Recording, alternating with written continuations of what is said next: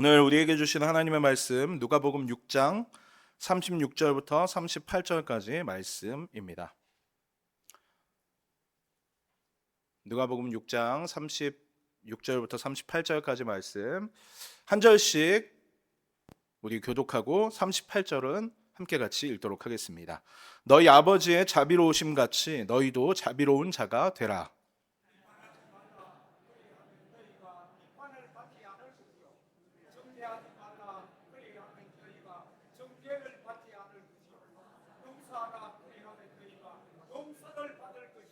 주라, 그리하면 너희에게 줄 것이니 곧 후이되어 누르고 흔들어 넘치도록 하여 너희에게 안겨주리라. 너희가 헤아리는 그 헤아림으로 너희도 헤아림을 도로 받을 것이니라. 아멘. 미국의 시인 랄프 알도 에머슨이라는 사람이 쓴 성공이란 무엇인가라는 그런 시가 있습니다. 여기에 보면 인생의 성공에 대해서 쭉 나열해 놓은 그러한 시인데요. 내용들을 보면 많이 웃는 것, 또 자녀들에게 인정을 받는 것, 또 정직한 어떠한 비평가에게 찬사를 듣는 것, 또 친구의 배신을 참아내는 것 등등 여러 가지를 인생의 성공한 비결, 성공한 사람들이 갖는 것이다 라고 소개하고 있습니다. 근데 이 시의 마지막 내용에 보면 인생의 성공을 얘기하면서 당신이 살면서 단 한 사람이라도 당신 덕분에 조금 더 숨을 쉴 수 있게, 조금 더 편하게 숨을 쉴 수 있게 해주는 것, 그것이 진정한 인생의 성공이다라고 그렇게 소개해주고 있습니다. 여러분, 우리 대원의 성도님들, 여러분의 인생을 통해서 우리 주변에 누군가 한 사람은 조금 더 쉽게 숨을 쉴 수 있는 그런 축복의 통로 모두가 되시길 축복합니다. 자, 그렇다면 인생의 성공이 이런 것이다 라고 소개해주고 있는데, 그럼 신앙의 성공은 무엇일까? 여러분, 신앙의 성공은 무엇이라고 생각합니까? 우리가 천국 가는 거, 복을 받는 거, 그 복을 잘 누리는 것, 물론 성공한 신앙이 맞죠? 여러분들 다 그렇게 되고 싶지 않으십니까? 천국을 사모하고 이 땅 가운데 복받고 살아가는 그 모든 것이 우리가 믿는 이 신앙생활의 성공이라고 할 수 있겠습니다. 그런데 앞서 이야기한 것과 비추어서 진정한 신앙의 성공은 나도 구원받는 것, 내가 천국 가는 것 역시 중요하지만 단 한 영혼이라도 더 나를 통하여서 쉽게 하나님 나라에 들어갈 수 있게 되는 것, 그것이 진정한 신앙의 성공이 아니겠습니까, 여러분들? 제가 한 달 전에 5월 마지막 주 수요 예배 때 설교를 했었는데, 그때 설교하면서 마지막에 영상 하나를 이렇게 봤었습니다. 영상의 내용이 뭐였냐면, 이 천국 가면 내 덕분에 이 천국에 온 사람들을 다 만나게 된다는 거예요. 그 영상에 보면 그러면서 그 사람들이 나에게 감사 인사를 전하는 그런 내용이었습니다. 당신 덕분에 내가 지금 이 자리에 있습니다. 당신 덕분에 내가 천국에 왔습니다 라고 하는데, 그 줄이 얼마나 긴지 끝이 보이지 않을 정도로 줄을 서 있었다라는 그런 어떤 CCM 찬양의 내용이거든요. 그걸 제가 영상에서 설교할 때 이렇게 영상을 보여주면서 소개를 했는데, 지난주에 이제 교회 장례식이 있어서 장례식장을 가는 중에 같이 타고 가시던 권사님께서 저한테 이렇게 간증을 해주시는 겁니다. 지난번에 설교하신 그 영상, 본 그 영상이 너무 은혜로웠다는 거예요, 권사님이. 그래서 도전을 받으셔가지고 자기가 이렇게 가는 병원에 있는 간호사님한테 내가 이런 은혜를 받았는데 자기 교회 가야 된다고 이렇게 복음을 이렇게 전했다는 겁니다. 그쵸, 권사님? 여기 앉아 계신데, 네, 그렇게 하셨답니다. 그러면서 은혜가 되었고 이렇게 해서 내가 주변에 이렇게 복음을 전했습니다라고 저한테 이렇게 차 타고 가면서 이렇게 간증을 해주시는 거예요. 근데 여러분들, 이 목회자가 많은 행복의 순간들이 있는데 진짜 많이 행복한, 다른 목사님들도 마찬가지겠습니다만, 행복한 순간이 언제인 줄 아십니까? 내가 설교를 했는데 이 설교를 듣고 누군가 은혜를 받아서 삶의 적용의 열매를 맺었다라는 내용, 그 간증을 들으면 목사에게 가장 큰 행복 중에 하나입니다. 그러니까 여러분들 많이 간증 있으면 해주시고 담임 목사님께도 하시고 우리 목회자분들에게 그렇게 하십시오. 근데 제가 이제 평소에 이렇게 그런 인사를 들으면 이렇게 기분이 마냥 이렇게 좋잖아요. 근데 그때 그 권사님이 이제 지난주에 저한테 이렇게 차에서 말씀해 주시는데 약간 뭐랄까 제가 그냥 마냥 기쁘지만은 않은 그런 느낌이 있었습니다. 하나님 저에게 주시는 마음이 있었는데 뭐였냐면 그 전한 말씀을 들은 저 권사님도 은혜 받아서 저렇게 살면서 적용하는데 막상 이 말씀을 준비해서 잘 전해서 선포했던 나는 그 한 달 동안 뭘 하며 살았는가 이렇게 돌아보게 되더라고요. 한 달 동안 제가 뭐 했는지 아십니까? 휴가를 다녀왔습니다. 휴가를 다녀와서 행복한 리프레시하는 그런 시간을 가졌는데 어쨌든 그런 그냥 그 간증을 듣는데 제 안에 그냥 마냥 기쁜 것이 아니고 그런 도전들을 갖는 그런 마음이 있었어요. 그래서 근데 이제 제가 나는 항상 성도들하고 있고 늘 이렇게 교회 안에 있으니 그런 기회가 별로 없잖아. 스스로 이렇게 막 위안을 이렇게 막 삼는 마음도 있었는데 지난주에 제가 이제 설교를 앞두고 며칠 전에 이제 머리를 하러 갔습니다. 이발을 하러 갔는데 이발을 하러 딱 갔는데 하나님께서 마침 거기가 이제 좀 그렇게 작은 미용실은 아니어서 선생님들 미용사 분들이 한 4분 정도 이렇게 계신 미용실인데 마침 아무도 없는 겁니다. 그날 저랑 그 미용사 2분만 딱 이렇게 제 머리를 이렇게 깎아 주셨어요. 하나님 저에게 마음을 주셔가지고 제가 그 자리에서 이렇게 머리 깎으면서 복음을 이렇게 전했습니다. 예수님 믿으시냐고 교회 다니시냐고 하면서 막 이렇게 두런두런 복음에 대해서 이야기하고 교회 나가시라고 우리 교회 청년부 참 은혜롭다 소개도 하고 뭐 그런 시간들을 가졌습니다. 이토록 여러분 신앙의 성공은 단 한 영혼이라도 더 쉽게 나를 통해서 하나님 나라를 접하고 알게 되어서 천국 가게 되는 것, 그것이 우리 신앙의 진정한 성공 아니겠습니까? 모두 다 아시죠? 근데 우리가 그것들을 잘 이루어 나가는 것이 쉽지가 않습니다. 그렇죠? 참 쉽지 않은 것 같아요. 왜 그럴까요, 여러분들? 연세대 철학과 명예 교수님이신 이 김형석 교수님이라는 분이 계세요. 이분이 지금은 105세이십니다.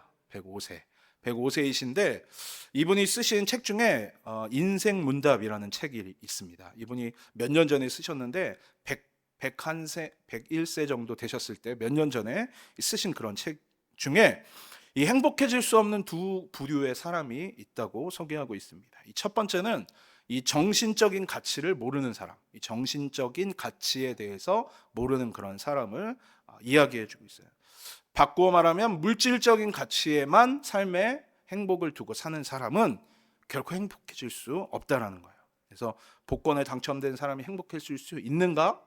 그렇지 않다라는 겁니다. 왜? 이 물질적 가치에서는 영원한 만족이 없기 때문이다라고 그렇게 소개합니다. 가지면 가질수록 더 배고프고 가지면 가질수록 더 목마르고, 그런데 이 정신적 가치를 가진 사람은 만족할 수 있게 된다라고 소개하고, 또한 두 번째, 행복을 가질 수 없는 사람 중 한 사람을 이기주의자들이라고 이렇게 소개합니다. 이기주의자들은 자기를 위해서만 사는 사람들을 이야기하죠. 그러면서 이기적인 사람이 가질 수 없는 것이 인격의 크기라고 해요. 나만 위해서 살기 때문에 인격이라는 것은 상호 관계 속에서 우리가 크기를 키워나갈 수 있기 때문에 이기적인 사람이 가질 수 없는 것이 인격의 크기라고 소개하면서, 행복이라는 것은 나의 인격의 크기만큼 그 용량을 담을 수 있는데 이기적인 사람은 애초에 그 용량을 키울 수 없기에 행복하기가 어렵다라고 그렇게 소개합니다. 이 100세를 사신 어른의 인생의 철학이 담긴 그런 어떤 질문들에 대한 대답이 엮인 그런 책입니다. 이기적이기 때문에 우리는 스스로 나를 먼저 챙기는 그런 마음들이 있기 때문에 어찌 보면 우리가 함께 같이 나를 통해 흘러 들어가야 될 이 복음의 진정한 가치들을 나 혼자 붙들고 살아가고 있지는 않은지 그런 생각을 해봅니다.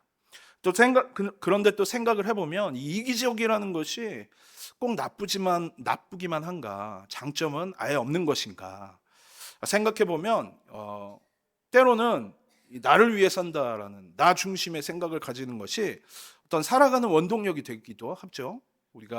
우리에게 스스로에게 힘을 불어넣어 줄 때도 있습니다.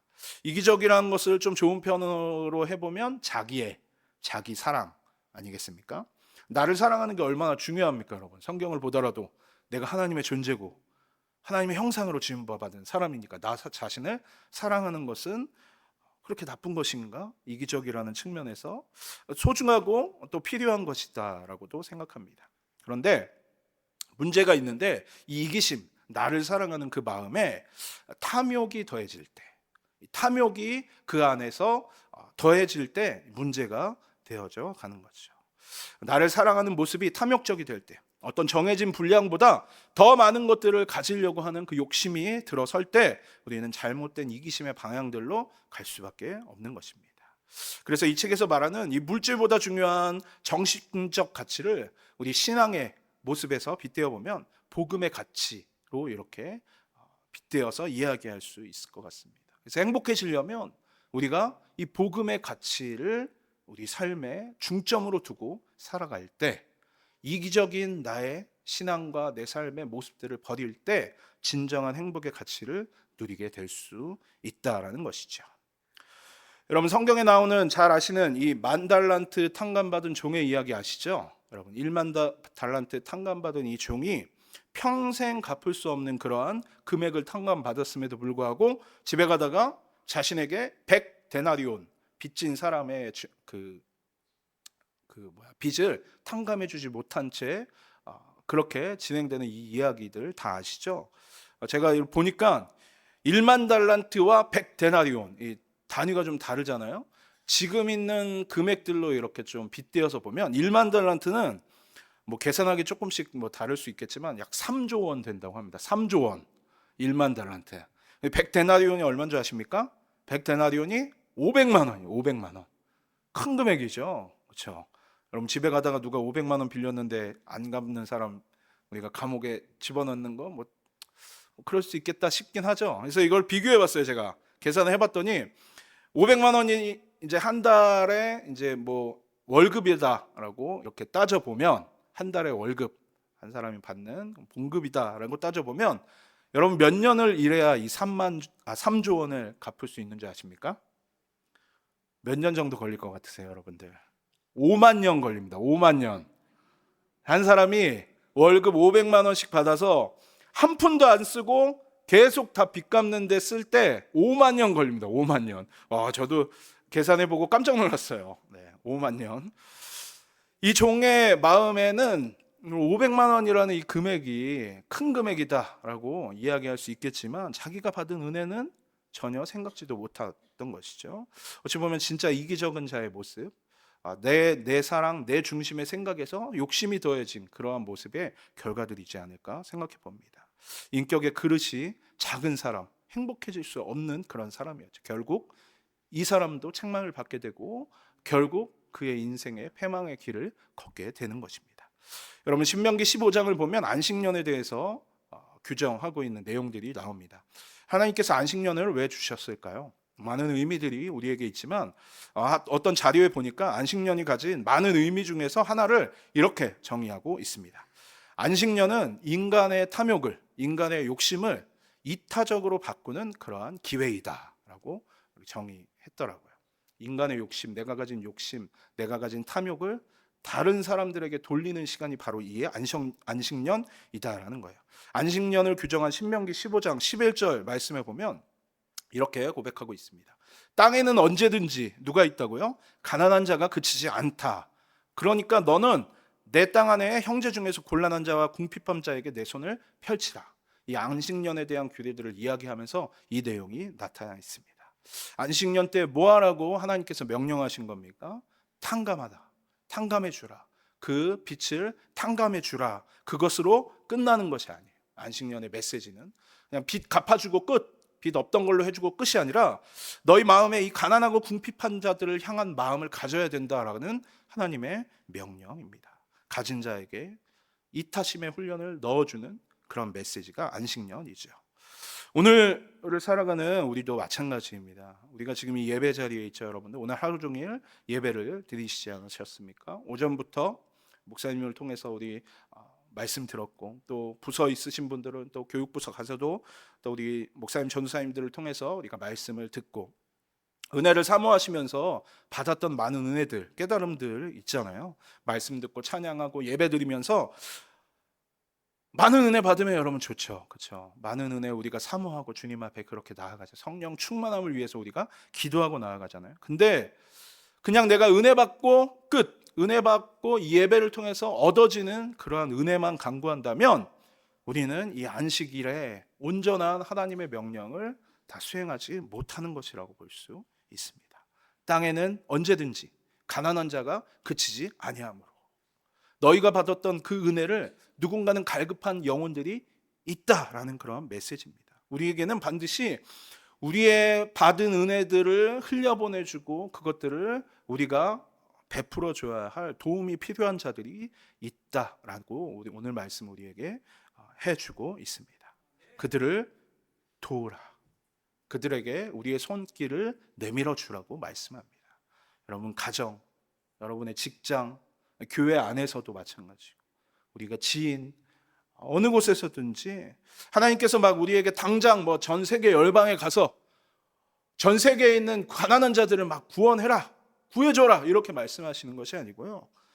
당장 오늘 너희가 받은 은혜들 그것들 기억하면서 그 은혜가 은혜 받았어, 좋네 내 삶에 적용하고 끝이 아니라 그것을 필요한 자들에게 나누어 주라고 말씀하시는 거죠. 먼저 내 주위에서 내가 나누어 줄 자가 누구 있는지, 탕감해 줄 자가 누구 있는지 우리가 살펴보아야 하는 것입니다. 오늘 우리 말씀을 통하여서 여러분의 삶에 그러한 나눔의 은혜, 받은 은혜, 물질, 우리의 시간, 우리의 재능, 우리의 노력들을 나누는 은혜의 열매들이 있게 되시길 주님의 이름으로 축원합니다. 그렇다면 어떻게 가능할까요? 우리가 많이 나눔 받으면 일단 우리가 많이 받으면 가능할까요? 내가 막 풍성해지고 은혜든 물질이든 뭐든 많이 받으면 나눌 수 있을까요? 얼마나 많이 받는가도 중요하겠지만 그 분량에 있지 않습니다. 우리가 나누기 위해서는 우리가 은혜 받은 자인 것을 깨달을 필요가 있습니다. 하나님께서 나에게 값없이 주셨다라는 그 은혜의 고백들이 우리의 삶에 필요하다는 것이죠. 내가 그 받은 은혜들 때문에 감사의 제목들을 하나님께 고백할 수 있어야 된다라는 것입니다. 지금 나에게 있는 물질 어떻게 하면 우리 주위에 잘 흘려보낼 수 있을까? 내가 많아서 흘려보낼 수 있는 것이 아니고 하나님께서 나에게 채워주셨으므로 내가 흘려보낼 수 있게 되는 것입니다. 어떻게 내가 주변 이웃들을 향하여서 하나님 나에게 맡기신 그 세상을 향하여서 섬길 수 있을까? 그 관심을 가질 때에 하나님께서 우리의 삶을 채워주신다라고 믿습니다. 그리스도인의 삶, 그리스도인의 생활이 무엇일까?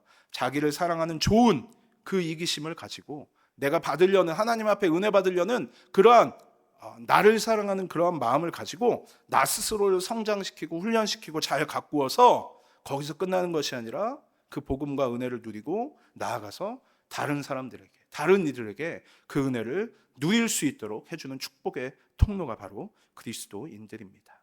많은 신앙인들이 하지만 하나님과 나 이 사이에서 멈춰버리고 말았습니다. 내가 은혜 받고 내가 용서받고 내가 탕감받고 많이들 거기에서만 멈춰져 있습니다. 하나님, 그렇지만 오늘 우리를 하나님과 나아가서 세상을 연결하는 존재들로 우리를 부르셨습니다. 오늘 설교 말씀의 제목이 갈라진 틈 사이라는 제목이죠. 영어로는 in the gap입니다. 이 갈라진 틈 사이가 어떤 틈 사이입니까? 하나님과 이 세상 사이에 갈라진 그 틈 사이를 비집고 들어가서 벌어진 그 틈 사이를 연결하는 연결 도구로 저와 여러분들을 부르셨음을 기억하시기 바랍니다. 오늘 본문 말씀을 그런 의미들로 보면 우리에게 주시는 메시지가 있습니다. 오늘 본문 한 번씩 다시 한번 보도록 하겠습니다. 누가복음 6장 36절 말씀을 보면 너희 아버지의 자비로우심 같이 너희도 자비로운 자가 되라 라고 명령하시죠. 이 자비로운 자가 되라라는 명령이 하나님께 자비로운 자가 되라는 명령일까요? 아니요. 세상을 향해 자비로운 자가 너희가 되어야 된다라고 말씀하십니다. 그리고 이어서 37절에 비판하지 말고 정죄하지 말고 용서해야 된다라고 말씀하시고 38절 말씀 함께 같이 읽어보도록 하겠습니다. 주라 그리하면 너희에게 줄 것이니 곧 후이되어 누르고 흔들어 넘치도록 하여 너희에게 안겨주리라. 너희가 헤아리는 그 헤아림으로 너희도 헤아림을 도로 받을 것이니라.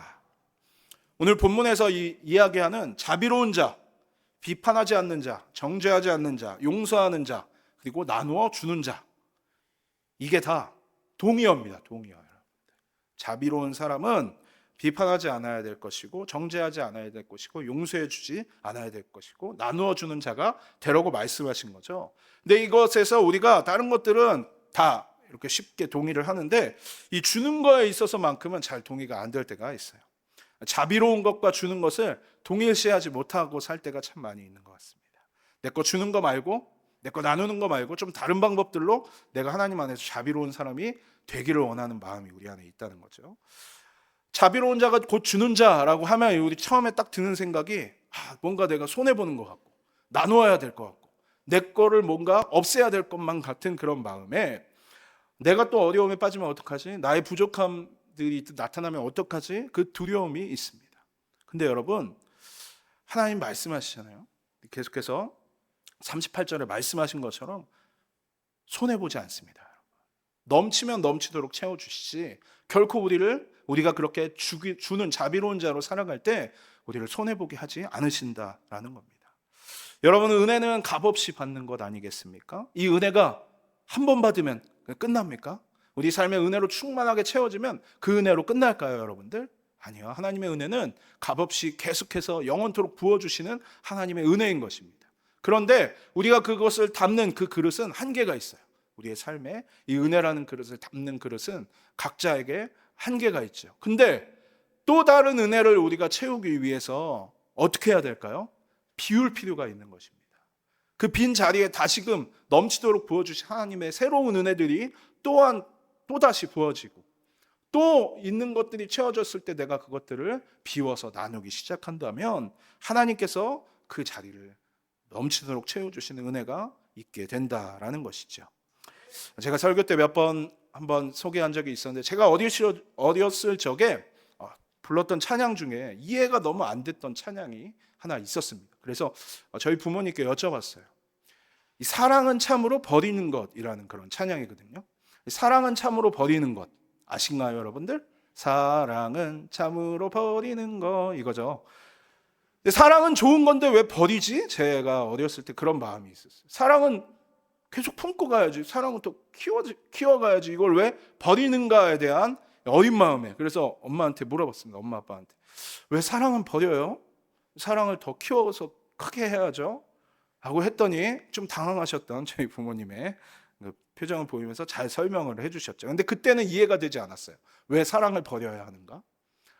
이상하다, 동전 한 입 움켜잡으면 없어지고, 쓰고 빌려주면 풍성해져, 땅 위에 가득해지는 그 원리를 제가 어렸을 때 깨닫지 못했던 것 같습니다. 하나님 나라의 원리는 나누어 줄 때 하나님께서 더 풍성케 채우시는 원리입니다. 우리 사랑하는 대연의 성도 여러분, 우리가 그냥 하나님과 나 사이 안에서만 끝나고 살아가지 마시고, 오늘 이번 한 주를 살아가면서 오늘 우리가 주일날 주님 앞에 받았던 은혜들 기억하시면서 한 주간 살아가면서 하나님께서 우리에게 주시는 많은 말씀들을 통해서 받은 은혜가 있다면 그 은혜를 흘려보낼 수 있는 하나님과 나, 그리고 세상 사이에 서는 중보자로 살아가시길 축복합니다. 성경에 보면 많은 인물들이 그렇게 살았습니다. 출애굽기의 모세가 먼저 그렇게 살았죠. 출애굽기 32장 32절 말씀을 보면 이스라엘 백성이 모세가 시내산에 올라갔을 때 그 틈을 못 참고 금송아지를 만듭니다. 그때 모세가 하나님 앞에 나아가서 기도하시는 장면이 나옵니다. 뭐라고 그럽니까? 그들의 죄를 좀 사해 주시옵소서. 그렇게 하지 않으실 거면 차라리 저를 그 생명책에서 내 이름을 지워 주시옵소서라고 간구하면서 기도합니다. 또 사도 바울은 어땠습니까? 로마서 9장 3절 말씀에 보면 나의 형제 곧 골육의 친척을 위하여 내 자신이 저주를 받아 그리스도에게 끊어질지라도 원하는 바다. 내 주변에 있는 저 사람들, 유대 백성들이 구원받는 일이라면 내가 저주받아 그리스도 안에서 끊어질지라도 내가 그것을 소망한다라고 그는 그렇게 고백했습니다. 모세뿐만 아니라 바울뿐만 아니라 성경에 있는 많은 인물들이 이렇게 하나님과 세상 사이의 중보자로 서 있었던 사람입니다. 아브라함 조카 롯이 소돔과 고모라에서 죽게 되었을 때 아브라함이 중재자가 되었죠. 다윗 역시 골리앗과 이스라엘 사이에서 중재자 역할을 합니다. 신약의 백부장이 자기 종이 죽어간다고 예수님을 찾아왔을 때 그 백부장이 예수님과 죽어가는 종 사이에 서 있는 자가 되었고, 중풍병자가 괴로워하는 그 친구들이 예수님께로 자신의 친구를 데리고 와서 나와 주었던 것, 그러한 모든 것이 성경에 기록되어져 있는 사람들의 삶이었습니다. 신앙은 결국 자비로운 자가 되는 것. 이 자비로운 자가 되는 것은 나의 것을 주는 자. 이것을 통하여서 하나님과 세상 사이에 서는 자를 주님께서 오늘도 부르고 계심을 기억하시기 바랍니다. 여러분이 이번 한 주 그러한 다짐을 갖고 우리가 나아갈 때 하나님께서 반드시 여러분들에게 기회를 주실 것입니다. 하나님, 내가 오늘 들었던 말씀을 통해서 내가 이 땅 가운데 주는 자로 살아가기를 원합니다. 하나님 말씀 앞에 자비로운 자, 세상과 하나님 사이에 서는 그 중보자로 살아가기를 원합니다. 우리가 그 말씀 묵상하며 살아갈 때 반드시 여러분 삶에 기회를 주실 것입니다. 그 기회가 여러분들에게 주어졌을 때 놓치지 마십시오. 나에 있는 것들을 나눠주시고, 복음을 전할 기회가 있다면 복음을 전하시고, 혹시 물질을 나눌 기회가 생긴다면 여러분 좀 나누시고, 내 시간을 들여서 나의 어떤 재능과 내가 가진 무언가시라도 그것을 들여서 하나님 나라를 위해서, 그 세상과 하나님 사이에서 내가 설 기회가 생겼을 때 여러분 주저하지 마시기 바랍니다.